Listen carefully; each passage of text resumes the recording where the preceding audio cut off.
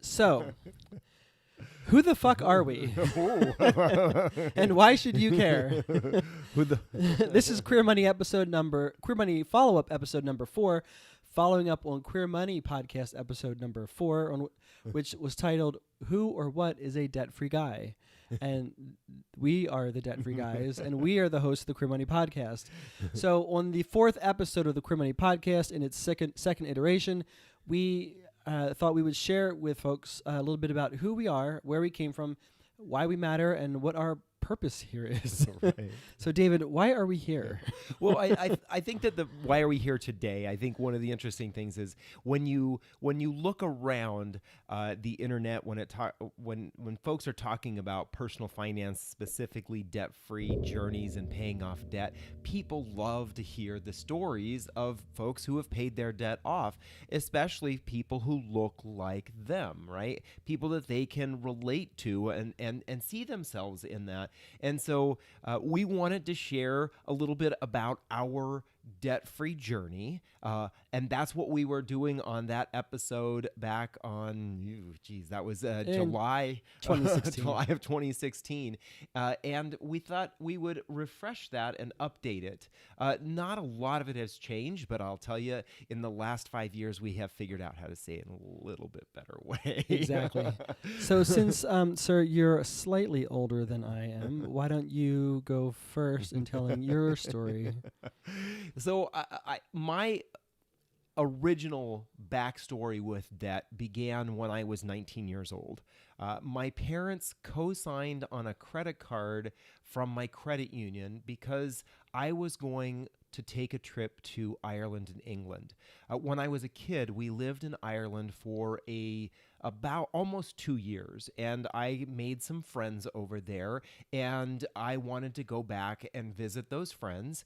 It was kind of almost somewhat like a graduation present from my parents, even though I paid for a portion of it, but it was an opportunity for me to kind of take a grown-up trip on my own.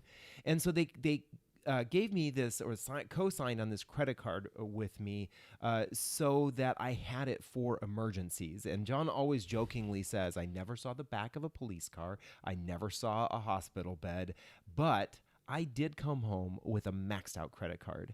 And that is when my debt journey began, when I was 19. And it took me 17 years to get to the point where I didn't have debt on my credit cards anymore. And that was because when I came home from that trip, I had basically a maxed out credit card of making purchases of things for myself, things for other people, and because I didn't have the money that I had taken with me. I didn't have money to buy those things because I blew my money while I was there, and I still wanted to get gifts and things for people and for myself.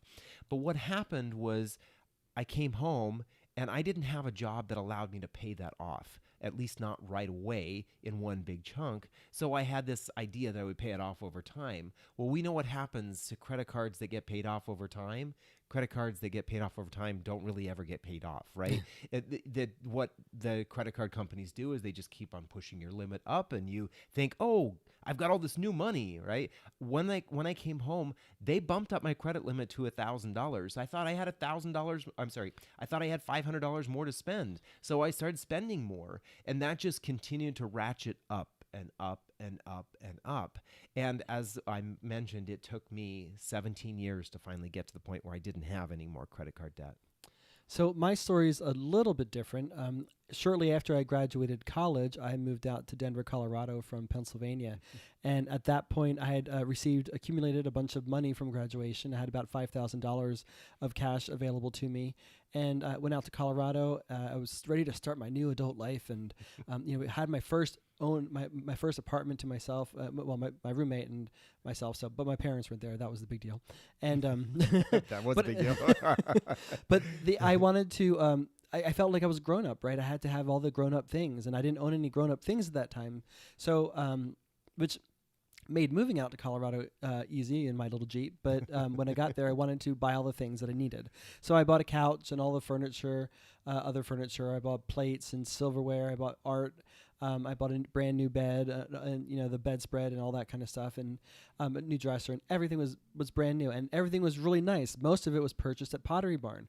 The thing of it is I only had a retail job, and I could not afford that. And I also bought new boarding equipment, snowboards, bindings, clothing.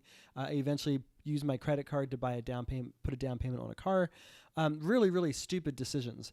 But I didn't have a job that could subsidize that. So I quickly, within a year, I went out there with $5,000 surplus. Within a year, I was $25,000 in credit card debt. Now, I had my debt about 7 years, so considerably less than David. But because of the different disparity in terms for which we had our credit card debt and the balance, we probably paid about the same in interest rates, which is kind of shocking. And then it was about a year and a half. It was about 3 years after I got to Denver that David and I finally met on a gay disco dance floor. Gay disco? We don't call it that anymore. And shortly after that, we started. This is a really truncated story, but shortly after that, we started dating, and it wasn't until a year and a half after we met that we kind of had our come to Jesus moment. That at that time, despite the fact that we were both in financial services, helping other people with their money, we weren't really doing a good job with it ourselves. Yeah. It's interesting that you talk about the purchases that you made, these big purchases, the bed, the furniture, the boots and bindings for skiing, all that kind of stuff, the down payment on a car. You made big purchases, $300 or $400 jeans from Diesel. I, on the other hand, was just the opposite. I was making a lot of small purchases. I was the person who was nickel and diming myself every single day, going to breakfast and to lunch while I was at work. The small purchases, most of my purchases were probably less than $200, but I just kept on thinking that I would pay it off, right? And the reality is I had, especially after I got a full-time job, I was able to pay off, but I just chose not to. But you mentioned this aha moment, John, and I thought I would tell a little bit about this story because for us, this was the beginning of the rest of our lives. Because what happened was we were living this unconscious life with the way we were making our purchases. We just would buy and spend, and always with the plan on paying it off. And I'm sure those of you who are watching, you can give us a thumbs up or a high five or whatever. You probably have. How do you give a high five on YouTube? Right. You know what? Give us the high five emoji. Come on, John. But we've all done this, right? Oh, I'll pay it off eventually. I'll pay it off eventually. I'll pay it off eventually. Everybody has that. It's not a big deal. Well, yeah. And so we were living this unconscious life. And then one weekend, after John mentioned, we've been together for a year and a half. So our kind of puppy love phase of taking care of the fun stuff that got us together as in a relationship had kind of worn off a little bit. We had gone up to the mountains in Colorado to visit a friend of John's who lived up in a little ski town named Winter Park. Winter Park is a great world-class ski town. And we went up there. Both of us had been there before, but for whatever reason, as a couple this time, being up there, we kind of saw ourselves as this is a great place where we could see ourselves vacationing a lot more. Well, when you want to vacation in the same place a lot, what do you obviously think about doing? Buying a house. We should buy some property, right? We should own something there. So we had this fantasy of, hey, let's buy land and build a house. I love modern architecture. I will someday build a beautiful modern home. And we decided that this is the place we wanted to do it, right? So on the way out of town on Sunday, we stopped at a real estate agent's office, and we were looking at land, looking at properties, and looking at already existing places. And so we were kind of having this fun of imagining what it would be like to be up there. We hop in the car, we head out of town, we pass a sign that says Winter Park, elevation 9,000. I think it was 9,372 feet or something around that. And so we're heading out of town. We crest over the top of the mountain and we start driving down towards Denver. And I like to say, thank God we were locked in the car going 65 miles an hour because that kept this conversation going. And we kept on driving further and further down the mountain. And our conversation went from this fantasy of buying land and building a modern home to buying an existing place that was already there, to maybe we could afford to be renters long term, like rent for the ski season, right? We pull up in front of our place in Denver and we grab our bags. At this point, we are talking to ourselves about how we literally cannot afford to go up there on the weekends and rent a place. We shouldn't be doing this. Sad part is that between the two of us, we had 13 years of experience in financial services, telling other people that they should be planning ahead, saving for retirement, emergency savings, taking care of your children's education. All the stuff. All the stuff, right? And we realized that we were not doing that at all. None of that for ourselves. And we grabbed our bags, opened up the door, and we literally walked down a flight of stairs into a basement apartment. Here we were fantasizing about buying land and building a modern home as a vacation home when we didn't even own our first home. Talk about being unconscious. Right, exactly. And it was at that point that we sat down and confessed to each other that between the two of us, we had $51,000 in credit card debt.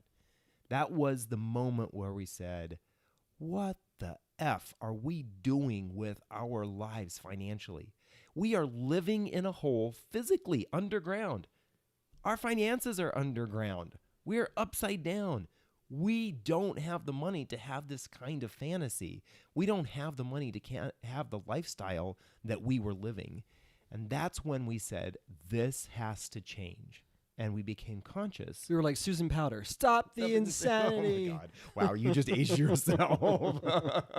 Or I know my pop culture. Whatever. Right. But it was insane, right? It was insane. And so, that kind of started a discussion between the two of us is, well, how can we know so much of this information about money in theory, but we're not actually practicing it ourselves? What's going on? And so that started a discussion of, well, what is it that we really want in life? Why are we here? What are we doing? What's our purpose? And we realized, and that conversation actually took several months for us to really get to the truth, but what we realized is that we weren't living according to our values. But the reason at that point why that was the case was because we didn't know what our values were. We didn't know what was important to us. So we got consumed in the consumer culture. We had to spend and buy and spend and buy and spend and buy, regardless of what it was going to do to our finances. And so that sort of started us on our trajectory of paying off our credit card debt. And there are a lot of steps in between, but it took us about 2.5 years to finally become debt-free, mostly with the use of our unique debt lasso method that helped us pay off our debt that fast. And about the time that we were about ready to send that last credit card payment, we were starting to have the discussion of, well, wow, here we know all of this information based on our career, because of our professional career in finance, and now we have all this practical experience based on what we've just gone through. We have a wealth of information. We know that credit card debt is a major problem for many people in America, and we thought, well, this is our opportunity to really provide some value in a unique and personal way. So at that point, we thought, we should write a book. We should write a book, share what we know, and it could really help people. And ultimately, we would get on Oprah. Or so we had hoped. And we would have a conversation about how to easily get out of credit card debt with Oprah Winfrey. We would help millions and millions of people, consequently sell millions and millions of books, and we would be set. You get a book. You get a book. You get a book. We would be set financially for the rest of our lives, and then we could continue to help people and fulfill our passion of helping people get out of credit card debt. Well, we ended up writing that book, and at the time that we were shopping around to different agents, we probably shopped it to about 60 agents. Single one of them said no, but fortunately, what somebody responded back with that wasn't in a way that wasn't a form letter. It was actually a personal letter, and they said, "Look, guys, you got a great story. Your advice is very compelling. We would." Under normal circumstances, love to publish this. The problem is that you don't actually have a platform. And because you have no platform, you don't actually have an audience. No agent, and then obviously no publication or no publisher is going to take the risk of trying to sell your book. You'll be lucky if you sell it to a dozen people, if at all. And so we took that to heart. We were kind of surprised. We thought the book was the platform, Right. but little did we know. No. And so that's kind of how what ended up started out as a book turned into what eventually became. Well, the book was called the Four Principles of a Debt-Free Life, and we decided that we would start a blog called the Four. What was it? Principles. Debt-Free of- Principles. Debt-Free principles. Debt-freeprinciples.com. That's been a long time. Dig way back in the mind there. But then about a few months after that, we felt that was very impersonal, and it wasn't really about us, but more about the principles and who wants to read a blog about principles. So we came up with the Debt Free Guys, and our blog is debtfreeguys.com. And then David, why did we go gay? Why did we go gay? Well, let's talk about why we went gay with our business, because there's a huge story about why we went gay. But why did we go gay with our business? When you have so many other personal finance people out there, what made us any different than anyone else? We thought that it was our story, right? That we had this debt-free story we could share with everyone. So we started blogging, and part of the blogging brought us into the personal finance space, and we started to interact with other people in the personal finance space. We started to get around, obviously virtually, with Twitter and Facebook and all these different platforms. We started to get around to surround ourselves with other personal finance people, and we kept on getting this invitation from people: come to FinCon, come to FinCon, come to FinCon. What the heck is FinCon? FinCon is a conference that is designed to bring together the financial media, bloggers, podcasters, writers, people who focus on personal finance, and the companies that connect with those people. So we went to this conference in 2015, and this would have been I think it was September we went to this conference. 2015, yeah. And we were super excited. We were going to actually get to meet some of these people that we idolized and the work that they were doing, and we would get to ask them questions and all of this. And it was a lot of fun. But one of the things that was so interesting is while we were there, we started noticing groups of people. There were mommy bloggers who focused on the personal finance of mothers. There were African-American women. This African-American women community in the personal finance space is incredibly strong. They are really doing an awesome job at helping their community. We saw people around investing, people around retirement. You probably have heard of FIRE, the Financial Independence Retire Early, all these different communities. And we noticed this, but also a couple of people pointed out to us. They said, you know what, guys? There's over 900 people here at this event.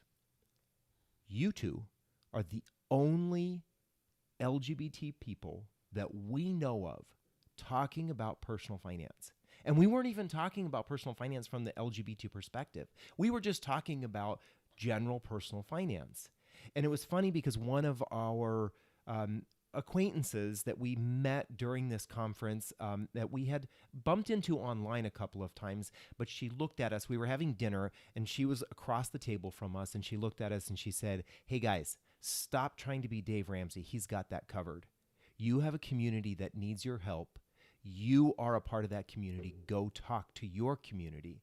And that was the first time John and I looked at each other and said, maybe we should go gay. Maybe we should start talking to the LGBT community about the things that impact the LGBT community and our personal finances. John and I like to say that 80% of money is the same for everyone. Swiping a credit card, writing a paycheck, paying the bills, all of that stuff, the transactional stuff, the habits that we create, all of that is basically the same for everyone. But there is a 20% that comes from who we are inside, the places that we were raised, the families that we had, the education and background, the people who we love, our personal experiences. All of that has a much larger impact on how we interact with money. And that's when John and I started saying, it's interesting that a lot of the mistakes that we have made financially in our lives seem to be connected to the way we think about ourselves and the community that we're a part of. And that's when we said it really makes sense for us to continue this idea or this thought process of going queer when it comes to personal finance. So we went home after that conference, and we sort of strategized. What is it? How would we go gay?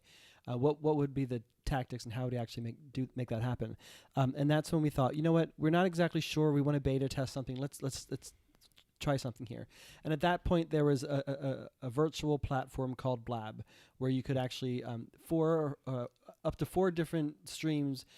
Going into one location so that everybody could talk with each other and have a conversation, and you could hear a conversation with at least a minimum of 4 people. It was also a video. It's almost like if you were in a Zoom room with just 4 people, right? But and you could be anyone could join. Be a voyeur and watch that, right?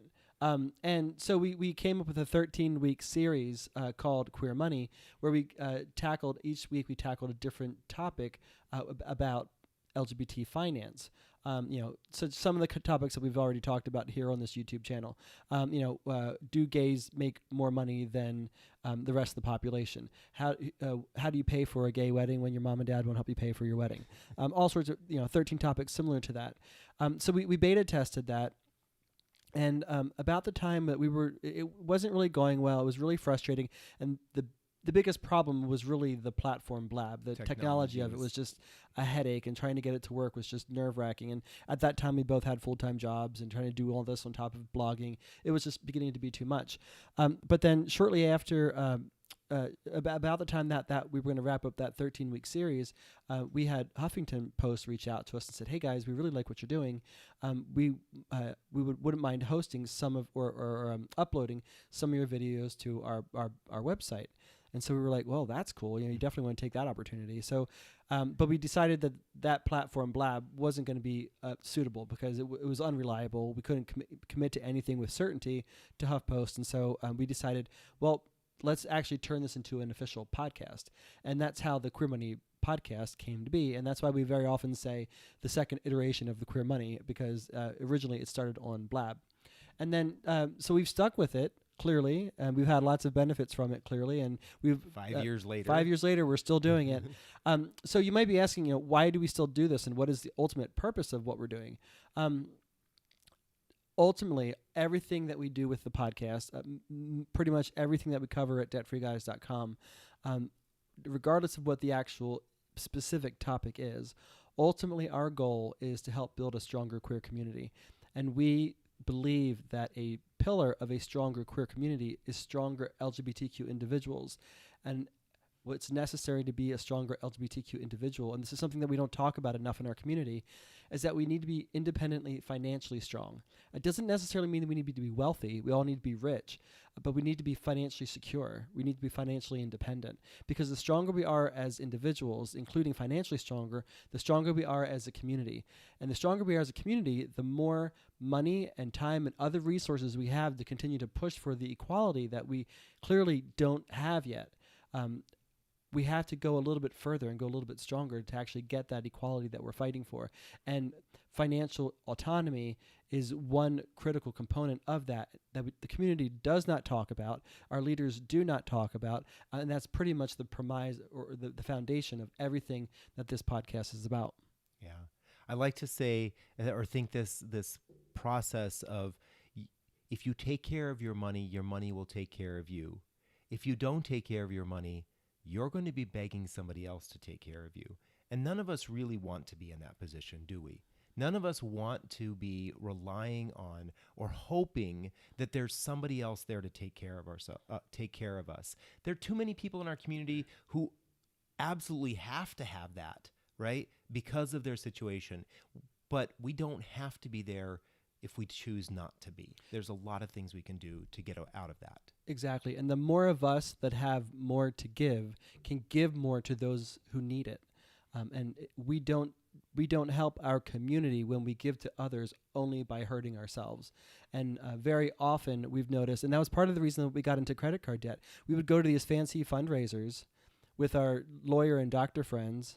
Despite being in $51,000 in credit card debt, we would buy a brand new suit because we had to look fabulous enough to be able to attend there. And then, of course, there's always the donation time. And we didn't want to not donate, one, because we didn't want to be embarrassed, and two, because it was an important cause and we felt compelled to help. But we would give money, but then that, $50, $500 that we donated was on our credit card, and it would stay on our credit card for months to years. And so it cost us much more money than the value it actually provided the community, and it actually hurt us. And net, that doesn't actually help anybody. Right. So that's why we're such advocates of financial independence for the LGBT community, but for LGBT individuals. And we understand that there's a concern in our community about capitalism and that the greedy rich, and that we would love to be able to just live in some sort of a free economy. And that utopia might exist. We might be able to get there someday, but we're not currently there, and most of us don't have the means to actually change things. What we can do, the best opportunity that we have, is to figure out how to work within the economy that we currently have and make that work to our benefit. And that's again, kind of getting my soapbox. That's pretty much what the premise of this podcast is. So, and that's part of why we're revisiting some of these topics again here on the Queer Money Follow-Up, because you probably haven't listened to our podcast from 5 years ago. Right. Well, I also think that this specific episode, we wanted to share our debt-free journey, because if you can see yourselves in any aspect as we were, a couple, as individuals, as couples, we were spending unconsciously, and that unconscious spending became a burden to us. And then we made the decision that our lives were not going to get any better when it came to our financial situation unless we made some changes. And we made some basic, simple changes, and we then were able to focus on paying off our debt. I will say this: there is no fun way to get out of debt. There's always going to be some work. It's not a gigantic party to pay off debt, but it is a gigantic party when you have your debt paid off. And we know that because we did experience that. The celebration that we were able to have, not only inside, how we felt about ourselves, how much pride we had in the progress that we made, but we also are able to share that with others by doing things like this. If we were still in debt, we wouldn't be having the Queer Money Podcast. We wouldn't be able to share our story or others' stories of success, financial well-being, the motivation that people have to try to improve themselves. That wouldn't be a part of our community, and that's why we're sharing this. Well, and we told ourselves these were going to be 15-minute episodes. And we're going on 30. We're being a little verbose. So thank you for joining us for another Queer Money Follow-Up. Here's your Queer Money Follow-Up takeaway from this episode. Please subscribe to the Queer Money Podcast at no, that's not true. Please subscribe to the Queer Money Podcast at debtfreeguys.com/QM. Also, if you like this video, please give it a thumbs up. We see that somebody gave us a thumbs up so far, so that's awesome. Yeah. Please subscribe to this channel. Continue the conversation below in the comments here on this YouTube station, or join us in the Queer Money Facebook group and the other 1,600 people who are in there helping each other thrive financially. And then subscribe to the Queer Money Podcast here I said this already, at debtfreeguys.com/QM. Thank you, and we'll see you tomorrow. Bye-bye.